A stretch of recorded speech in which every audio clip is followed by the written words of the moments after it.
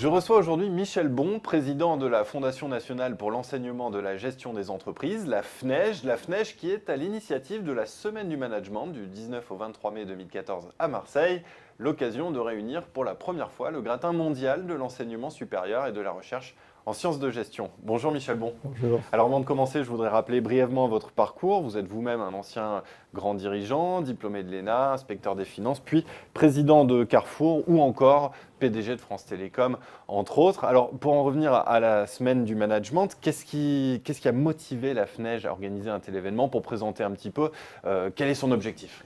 L'objectif, c'est d'une part de faire un peu le point de l'état de la science dans cette affaire-là, mais aussi de montrer que l'enseignement de la gestion est un des points forts de la France.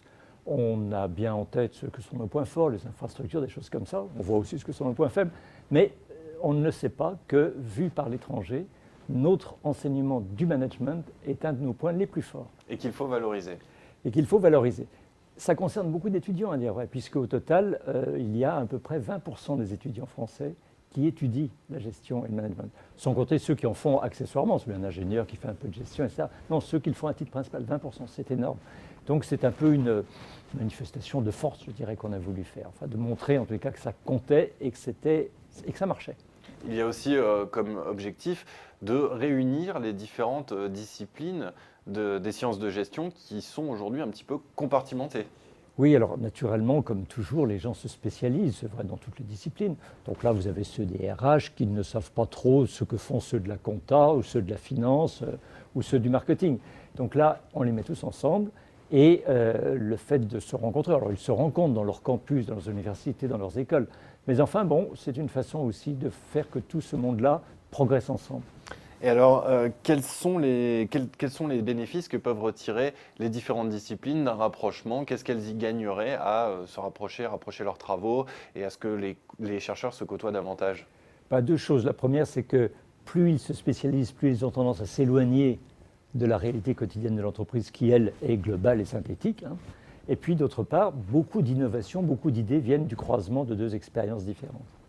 Aux États-Unis, cela se passe un petit peu de la même façon, ou au contraire, il y a plus de rapprochement, il y a plus de convergence entre les différentes disciplines. Je parle des États-Unis parce que c'est là où se concentre l'essentiel de la recherche en sciences de gestion.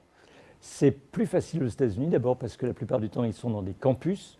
Et donc là, les profs, ils sont bien obligés de se rencontrer, de rencontrer les étudiants, etc. Et puis, d'autre part, les entreprises sont beaucoup plus présentes dans la vie des universités ou des écoles, sponsorisent des chaires, font des choses comme ça.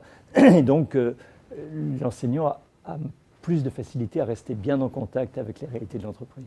Pour terminer, Michel Bon, je voudrais qu'on revienne sur la semaine du management, l'édition 2014. Le grand thème, c'est qu'est-ce que les sciences de gestion peuvent apporter à la compétitivité française. Alors je vous pose la question à vous, quel est votre avis sur la question? Quels premiers éléments de réponse vous pouvez nous apporter sur cet apport des sciences de gestion à la compétitivité française? Mais quand on parle de compétitivité, en général, on parle toujours de macroéconomie. Alors le taux de croissance du PIB, le taux de chômage, etc., etc. En vérité, si on croit, comme c'est le fait, que ce sont les entreprises qui créent des richesses, on se dit qu'une part de la compétitivité, peut-être pas tout, mais une part quand même, va venir de la façon dont ces entreprises sont gérées. Et que le management lui-même, il va reposer sur un certain talent de ressources humaines, un certain talent de finances, etc., etc. Donc on voit bien que la compétitivité, elle n'est pas que macro, elle est aussi micro, et la gestion, c'est ça.